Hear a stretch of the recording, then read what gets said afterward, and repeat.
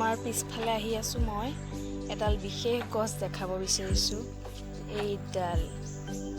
এইডাল গছ কোনোবাই চিনি পাইছেনে বাৰু? এইডাল মই যেতিয়া কান্থিলাংচু গৈছিলোঁ তেতিয়া আনিছিলোঁ। এই গছডাল জাৰু গছ হয়, কিন্তু ইয়াত জাৰু লাগিছিলেও এয়া দেখিবলৈ পাইছোঁ। দুৰ্ভাগ্যবশতঃ এয়া গছকেইডালত এয়া লাগিছিলে জাৰু, কিন্তু বান্দৰে পাই ভাঙি দিলে। মই কেনেকুৱা হৈছিলে বাৰু দেখাম। মায়ে সেই জাৰুডাল গোটাই পেলাই ভিতৰত লৈ গ'ল, মানে অলপমান লাগিছিলে।